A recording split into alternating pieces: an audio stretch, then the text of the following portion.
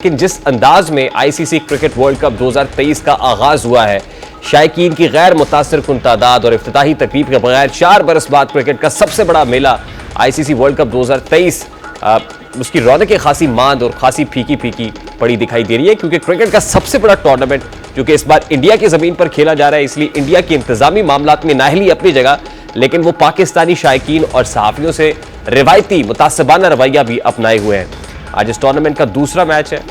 और पाकिस्तान अपना पहला मैच खेल रहा है। इसके बावजूद अभी तक ना तो किसी पाकिस्तानी क्रिकेट स्पेक्टेटर को वीज़ा जारी किया गया है, बल्कि क्रिकेट कवर करने वाले जो जर्नलिस्ट हैं उनको भी वीज़ा इशू नहीं किया गया है। बीसीसीआई के इस इकदाम में आईसीसी खुद पूरी तरह मुलव्वस नजर आता है, क्योंकि दोनों से राब्ता करने पर शायकीन ने ना किसी सहाफ़ी और ना ही पीसीबी को कोई मुतासिर कुन जवाब दिया है। अब तक ये मामला टाल मटोल से इसको इल्तवा उसको तूल देने की कोशिश की जा रही है, लटकाने की कोशिश की जा रही है, और मामला यहां तक पहुंचा है कि गुज़श्ता रोज़ वज़ारत ख़ारजा को खुद इस मामले में कूदना पड़ा। गुज़श्ता रोज़ तर्जुमान दफ्तर ख़ारजा मुमताज़ ज़ारा बलोच ने हफ्तावार ब्रीफिंग के दौरान एक सवाल पर इंडिया की जानिब से पाकिस्तानी शायकीन और सहाफ़ियों को वीज़ा जारी न करने के हवाले से सूरत हाल की वज़ाहत की और कहा कि इंडियन हुक्काम इंडिया में वर्ल्ड कप देखने के ख्वाहिशमंद पाकिस्तानी शायकीन और सहाफ़ियों को फौरी वीज़ा जारी करेंगे। अब गुज़श्ता रोज़ से क्रिकेट वर्ल्ड कप का बाकायदा आगाज तो हो गया है, लेकिन वार्म अप मैचेस भी बगैर शायकीन के शुरू किए गए, बंद दरवाजों के पीछे खेले गए। इसके अलावा स्टेडियम में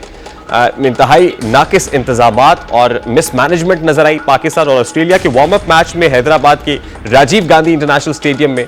गंदी और परिंदों के फुजले से भरी हुई कुर्सियों के बाइस इंडिया को पूरी दुनिया में हजीमत उठाना पड़ी, जिसके बाद गुज़श्ता रोज न्यूजीलैंड और इंग्लैंड के मैच से कल इस टूर्नामेंट का बाकायदा आगाज हुआ और इस मैच से कबल इफ्तिताही तकरीब मुनक्किद होना थी, लेकिन एन मौके पर यह तकरीब बगैर किसी वजह के मुलतवी कर दी गई, जिससे शायकीन क्रिकेट में शदीद गम गुस्सा दिखाई दिया। और खुद बीसीसीआई की तरफ से जारी की जाने वाली तफसीलात के मुताबिक शानदार इफ्तिताही तकरीब का आगाज 4 अक्टूबर को भारत में मकामी वक्त के मुताबिक शाम 6:30 बजे होना था, जिसमें मारूफ जो बॉलीवुड अदाकार है और गुलकारों ने शिरकत करनी थी। और इस तकरीब में कारोबारी शख्सियात समेत दीगर ममालिक के बोर्ड्स को भी मदऊ किया गया था। शुरका को महसूस करने के लिए श्रेया घोषाल, अरिजीत सिंह और लेजेंडरी गुलकारा आशा भोसले ने इफ्तिताही तकरीब में अपनी आवाज़ का जादू जगाना था। एक स्केड्यूल्ड था, लेकिन ये तकरीब भी एन मौके पर मुलतवी की गई। अल्लाह अल्लाह करके अब इस टूर्नामेंट का आगाज तो हुआ, ये देखकर पूरी दुनिया चौंक गई कि 1,30,000 से ज्यादा तमाशाइयों की गुंजाइश रखने वाला नरेंद्र मोदी स्टेडियम खाली था। और यह भी इंकशाफ हुआ कि मोदी हुकूमत ने पहले मैच की टिकट ना बिकने पर 40,000 से ज्यादा अपने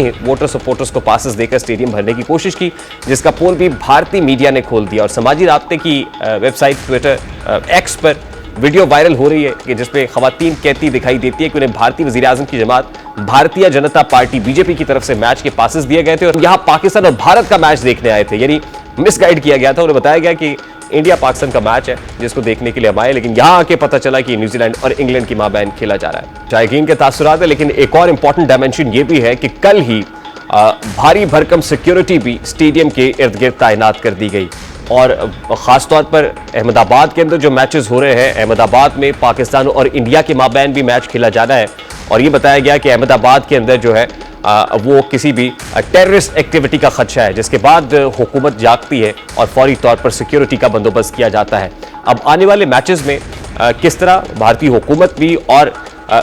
मैनेजमेंट भी, बीसीसीआई भी ये क्रिकेट स्टेडियम्स को भरते हैं, ये एक बहुत बड़ा चैलेंजिंग टास्क दिखाई दे रहा है। और इतना बड़ा क्रिकेटिंग इवेंट अगर बगैर शायकीन के होगा तो यकीनन हजीमत होगी। लेकिन एक और इंपॉर्टेंट बात इसके अंदर जो देखने की है वो ये है कि बीसीसीआई इन्वॉल्व है और बीसीसीआई ये चाहती है कि 50 ओवर्स का ये जो फॉर्मेट है अब इसको फॉर्मली खत्म कर दिया जाए और T20 इंटरनेशनल्स को इस पर प्रिवेल किया जाए। यानी T20 इंटरनेशनल्स को प्रमोट करने के लिए जानबूझकर ये कॉन्शियस अटेम्प्ट की जा रही है कि 50 ओवर्स के फॉर्मेट को वैसे ही क्रिकेट से हटा दिया जाए। यानी इसमें एक सोची समझी प्लानिंग के तहत ये सारा कुछ हो रहा है। ये कॉन्स्पिरेसी थ्योरी है, दिखाई तो यही देता है, तासुर यही है कि बीसीसीआई एक प्लानिंग के तहत इस फॉर्मेट को खत्म करना चाहता है और चाहता है कि T20 इंटरनेशनल रहे या फिर टेस्ट क्रिकेट बरकरार रहे। प्रोग्राम का वक्त अपने इख्तिताम को पहुंचा, आपसे मुलाकात होगी इंशाअल्लाह।